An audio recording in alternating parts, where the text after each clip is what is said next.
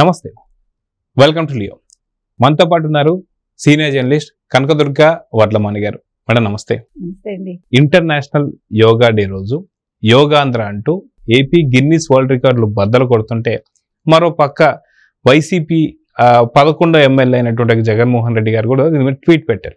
ఆ ట్వీట్ ఏంటి అంటే, అంతర్జాతీయ యోగా దినోత్సవం రోజు శరీరానికి ఆత్మకి ప్రశాంతత చేకూరాలి అని చెప్పేసి మాట్లాడుతున్నారు. దీన్ని సమర్థిస్తూ సజ్జల గారు కూడా చాలా మంచి ట్వీట్ పెట్టారని చెప్పేసి అంటున్నారు. అదే కాకుండా ఇంకో పక్కన నన్ను చూసుకుంటే యోగాంధ్ర అని చెప్పేసి అంటూ దాదాపు 350 కోట్లు ఖర్చు పెట్టారు అని చెప్పేసి మాట్లాడుతూనే, అదే అంతే అమౌంట్తో మరి ఋషికొండ ప్యాలెస్ కడితే మీరు ఎందుకు తప్పుగా చూస్తున్నారని చెప్పి చంద్రబాబు నాయుడు గారు అడిగిన క్వశ్చన్స్కి చాలా సీరియస్ అయ్యారు చంద్రబాబు నాయుడు గారు. దీన్ని ఎలా చూస్తానంటారు? అంటే ముందు అసలు ఆయనకి ఏంటంటే, ఈ శవయాత్రలకు వెళ్ళి జగన్మోహన్ రెడ్డికి ఈ ఆత్మ అనే పదం అలవాటైపోయింది. ఆయనకి పాప ఈ పరామర్శలు, శవయాత్రలు మీరు ఆయన బుర్ర అంతా ఖరాబ్ చేసేసారు. కాబట్టి ఆయన ఏమంటున్నారు, శరీరానికి ఆత్మకి ప్రశాంతత చేకూరాలి, ఆ యోగా అందరూ చెయ్యాలి. ఆత్మ అనేది ఎప్పుడు ఉంటుంది? శరీరానికి ప్రశాంతత చచ్చిపోయాక వస్తుంది. అంటే మామూలుగా మనకి తెలుసు, అంటే నాకు తెలియదు, ఆయనంత తెలివి నాకు లేదు, కానీ ఆత్మ అనేది మన శరీరాన్ని విడిచి వెళ్ళిపోతుంది అని అప్పుడు చెప్తారు. సో మామూలుగా ఆత్మకి శాంతి చేకూరాలి ఇలాంటి పదాలు మనం వాడతాం ఎవరైనా మరణించినప్పుడు. సో ఆత్మ, పరమాత్మ, జీవాత్మ ఇవన్నీ వేరు. ఆ సబ్జెక్ట్ అదంతా వేదాంతం, అది వేరు.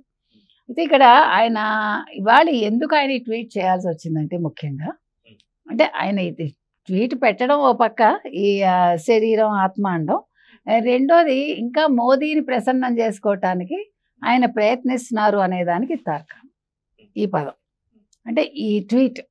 అదేవిధంగా సజ్జల కూడా ప్రెస్ మీట్ పెట్టి ఇది బాగానే చేశారు, బాగుంది అని అన్నాడు ఓ మాట ఇవాళ పొరపాటున.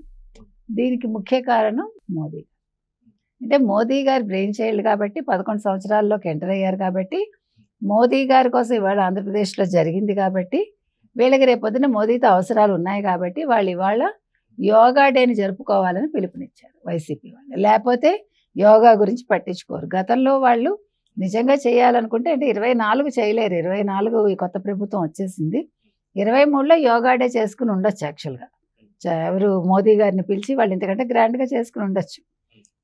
అది పక్కకు పెడితే, ఇవాళ సజ్జల ప్రెస్ మీట్లో ఏమంటారంటే, ఆయన యోగా చేసి వచ్చి యోగా డే జరుపుకుని వచ్చాక ఒక ప్రెస్ మీట్లో యాక్చువల్గా యోగా చేస్తే మనసు, శరీరం అన్నీ కూడా ప్రశాంతంగా ఉంటాయి, కానీ బాబు గారిలో ఒక కుటిలత్వం, ఒక కఠినత, ఏంటంటో పదాలు వాడాడు ఆయన, అన్ని నెగిటివ్ వర్డ్స్ వాడాడు. అంటే మీకు ఎందుకు ఇందాక ఆ మాట చెప్పాను ఇప్పుడు అర్థమైందా మీకు? మోదీ కోసం అని ఎందుకన్నానో ఇప్పుడు మీకు అర్థమైందా? అంటే మోదీ గారిని మెచ్చుకున్నట్టు మెచ్చుకుని ఇక్కడ చంద్రబాబు నాయుడిని తిడుతున్నాడు. తిడుతూ మొన్న జగన్మోహన్ రెడ్డి 1.5 గంట ప్రెస్ మీట్ పెట్టారు, ఎన్నో ప్రశ్నలు సంధించారు ఆయన, ఒక్కదానికి కూడా జవాబు ఇవ్వలేదు చంద్రబాబు నాయుడు. అసలు రప్పరప్ప అనేది మా పదాలు కాదది, వాళ్ళ తెలుగుదేశం వాళ్ళు పెట్టిన దానికి ఎవరో అడిగితే జగన్మోహన్ రెడ్డి ఆన్సర్ ఇచ్చారు, దాన్ని మీరు బ్యానర్ ఐటమ్స్ వేసుకున్నారు మీ పచ్చ ఛానల్స్ అంటాడు ఆయన. ప్లస్ ఈ యూట్యూబ్స్ ఇవాళ మొత్తం, అంటే ఈ మీడియాని తీసుకొచ్చి వీళ్ళందరూ కూడా ఏం చేస్తున్నట్టంటే, మొత్తం ఆంధ్రప్రదేశ్ ప్రజలను అందరినీ కూడా మెస్మరైజ్ చేయడానికి చూస్తున్నారు. ఆయన చెప్పిన పదాలు ఇవి. దేనికి మెస్మరైజ్ చేయాలి ఆంధ్రప్రదేశ్ ప్రజల్ని? వాళ్ళైనా బుర్రలేని వాళ్ళ? అసలు తెలివైన వాళ్ళు ఆంధ్ర ప్రజలు అనేది ప్రపంచం అంతా తెలుసు. అంటే ఊరందరూ ఒక రకంగా ఉంటే వీళ్ళు కరెక్ట్గా సరైన నిర్ణయాలు తీసుకుంటారు సరైన సమయంలో అని ఆంధ్ర వాళ్ళకి ఎప్పుడూ పేరుంది. అందుకనే కదా వాళ్ళు 24లో తెలివిగా చంద్రబాబు నాయుడు గారు కోటేసుకున్నారు. మీరు 76 ఏళ్ల వృద్ధుడు అన్నా పాపం, 76 ఏళ్ల ముసలివాడే మాకు కావాలి, బుర్రన్నవాడు కావాలని చంద్రబాబు నాయుడిని వాళ్ళు ఎన్నుకున్నారు. మరి దేనికి మెస్మరైజ్ చేస్తారండి ఆంధ్ర ప్రజల్ని?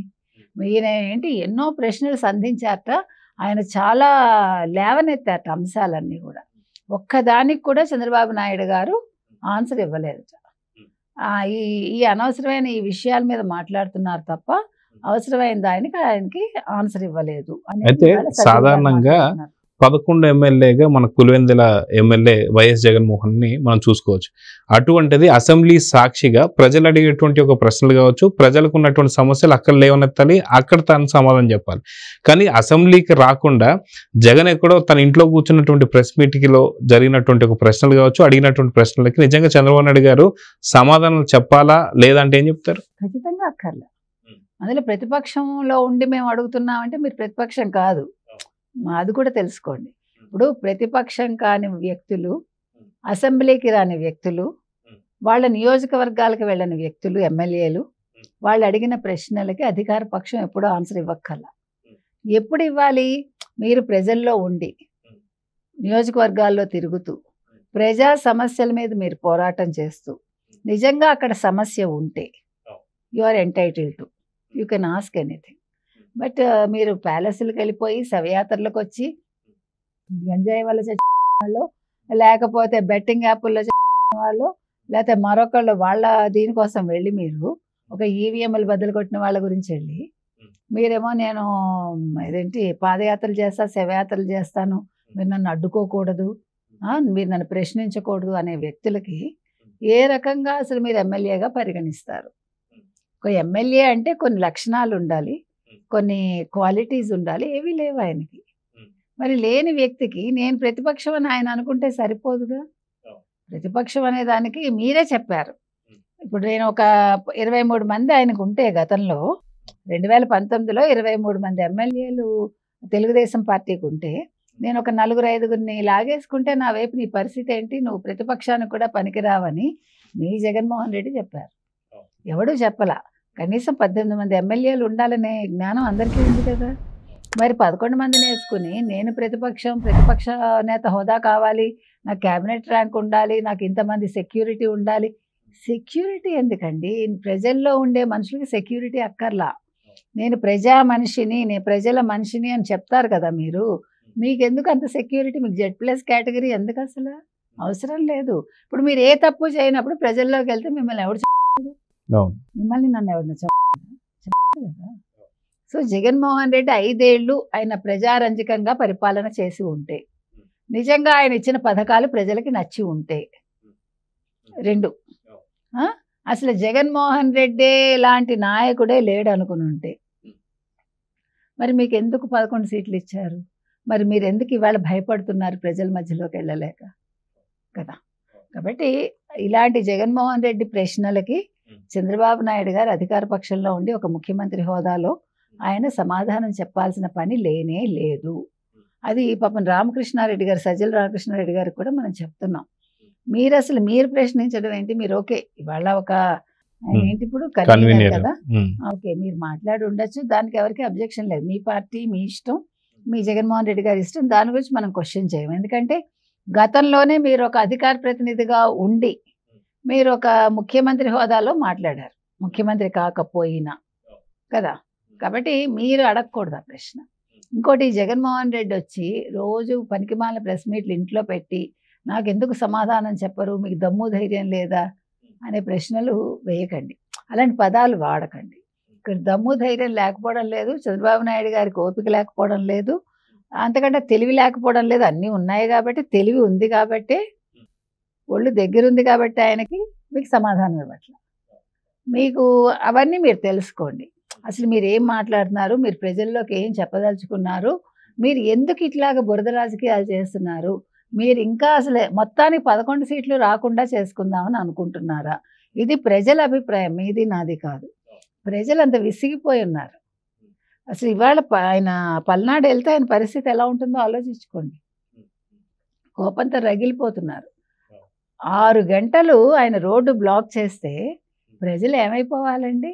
5 ఏళ్ళు మీరు పరదాలు కట్టుకుని వ్యాపారాలు చేసుకొనివ్వకుండా చెట్లు కొట్టేసి ప్రజల్ని నానా ఇబ్బంది పెట్టి మీ ప్రాణానికి ఎక్కడ ముప్పు వచ్చేస్తుందో అని, అప్పుడు మీ ప్రభుత్వం ఉన్నప్పుడే మీరు భయపడిపోయారు. ఏ చెట్టు మించి ఎవడో ఏం చేస్తాడు? ఎందుకు చేస్తాడు?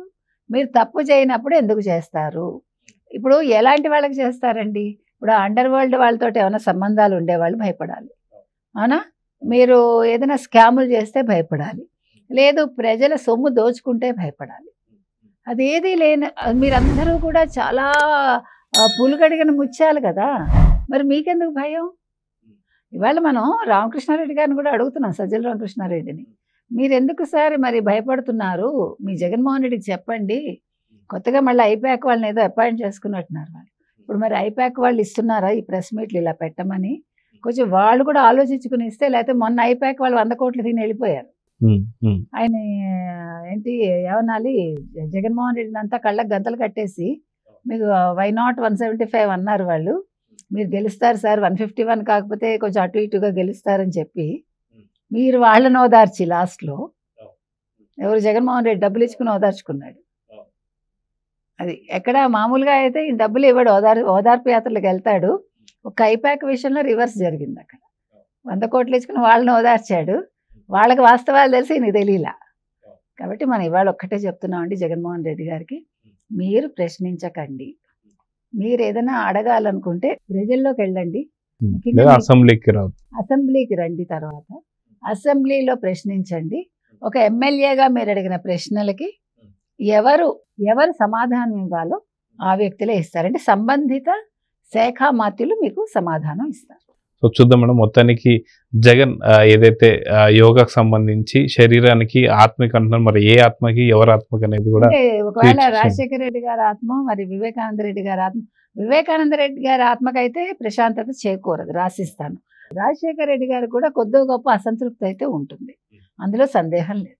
సో చూద్దాం ఏం జరగబోతుంది. నమస్తే. Please subscribe to Leo News for more videos.